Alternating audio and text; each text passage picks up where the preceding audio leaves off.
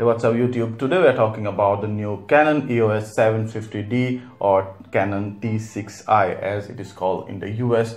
This is a successor of the quite popular Canon 700D or the T6i, but Canon has decided this time to bring out two variants of the same camera, the 750D and the 760D, or the T6i and the T6s. Now the 750D or the T6i cost, the body only in the US cost about $749 and the T6s about $849.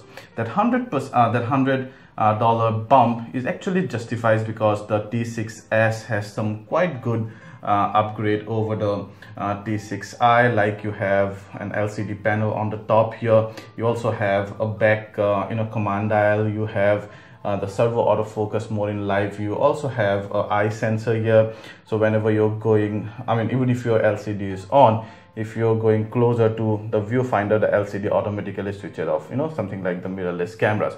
The 750D or the T6i does not have those. In the US, you get it with two kit lenses, the 1855 and the 18135mm. And with the 1855mm, I think this one, the T6i, cost roughly about $900, and the 18-135mm, the T6s, cost about $1,200. In India, the 750D with the 1855mm kit lens cost about $50,000, and the T6s or the 760D with the same 18-55mm lens cost about $56,000. So that $100 or $6,000 expensive is the 760D or the T6s. So first of all, what you get in the box, the usual stuff you get in the box: the body, the 18-55mm kit lens, or the 18-35, or only the body depending on which kit or which particular variant you're buying. Apart from that, you get the battery pack, your shoulder strap, and the USB cable, the CD, lots of manuals and stuff. No HDMI, of course. So that's about the content of the box. Pretty usual content, a nice big tough cardboard box.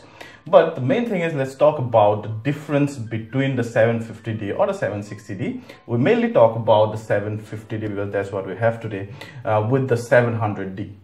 The most important upgrade is the brand new 24.2 MP sensor on the 750 and the 760D over the 18 MP sensor of the 700D. Now, Canon has long been criticized for keeping the same 18 MP camera since the ages of 550D.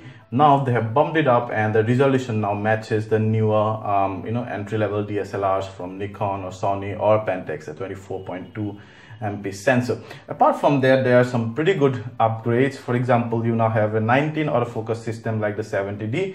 The 700D has 9-point focus, and also the autofocus transition or the hybrid autofocus transition in the live view is now more accurate and fast, like the 70D is what Canon promises, and much better than the 700D. Apart from that, now you have NFC, you have DZIC 6 processor compared to the DZIC 5 that the 700D has.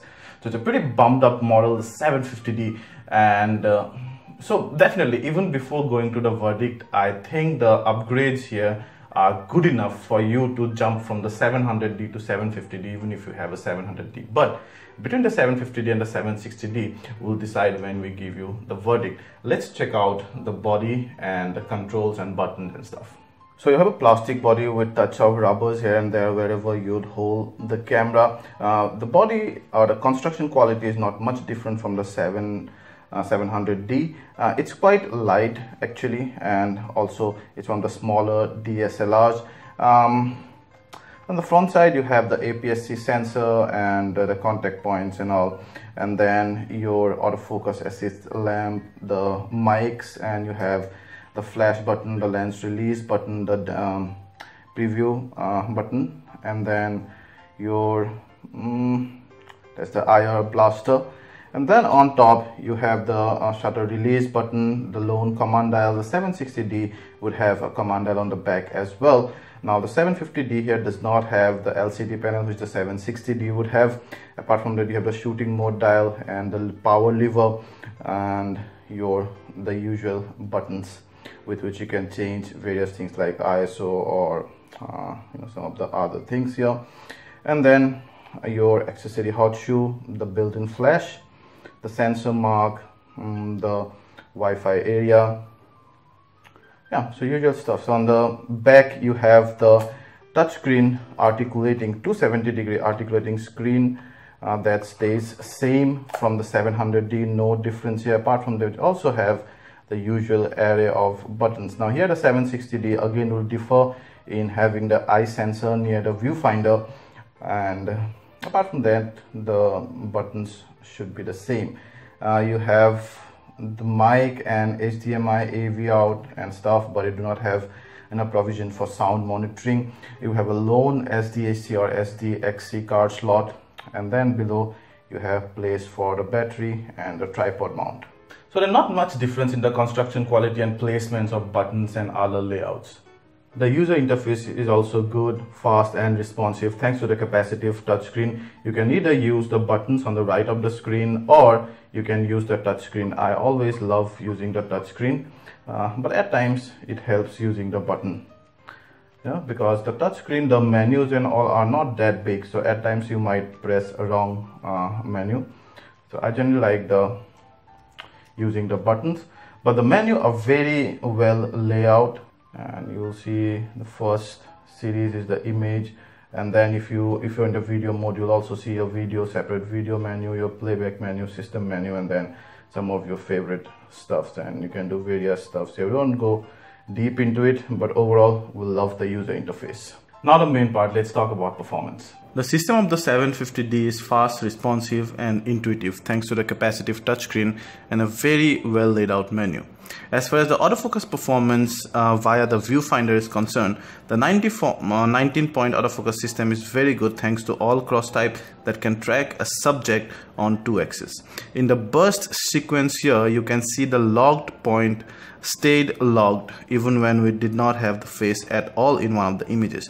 Being all cross type helps here because even if your subject is towards the side of the frame, you do not need to focus and recompose. But this is all goody-goody till your subject is not moving much from one position or not in an erratic fashion.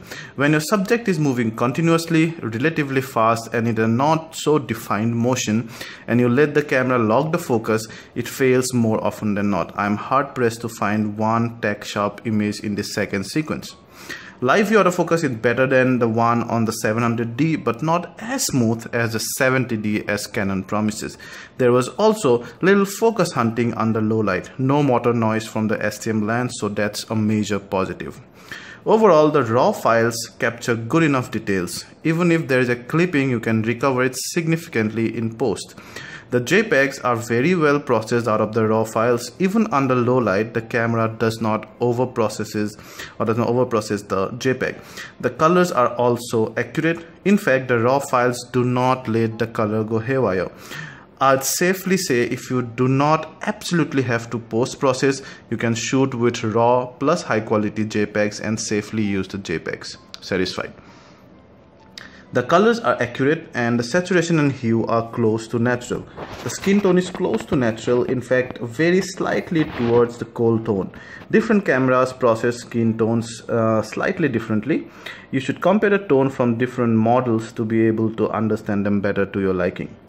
The brand new 24MP sensor definitely does much better than the old 18MP one in terms of dynamic range. Thank God finally Canon has decided to upgrade. The dynamic range is fantastic. You can see in the first photo you could recover the info extremely well to match the photo we clicked with multiple stops, added exposure, the second one. Not only that, we could also recover good enough details from the complete highlight clipping area from outside the window. The photos are perfect till ISO 1600. ISO 3200 is perfectly usable. Again, it's at 6400 that the colors start changing, and at 12800 really not usable. The 750D and 760D do not shoot at 1080p at 60 fps. 30 fps is the max. The videos are decently sharp, but not much so towards the edges. We did not observe much moire though. Low light shoots are almost equally sharp but not without noise. Overall, if I do not need to optically zoom in, I think I'll stick to my LG G4, not even going to the modern mirrorless cameras. So then, should you go and buy the 750D or the T6i or the T6X or the 760D. Now first of all, let's make it clear. I made it clear at the beginning of the review only. This is a significant upgrade over the 700D, and not like earlier Canon EOS APS-C cameras. This one has a brand new sensor, brand new autofocus system, brand new image processing engine, and NFC and some of the other things. So if you have a 700D or 650 or 550, anyone, upgrading to the 750D or the 760D is totally worthwhile. Now, between the 760D and the 750D, there is only $100 gap, or 6,000 Indian rupees gap.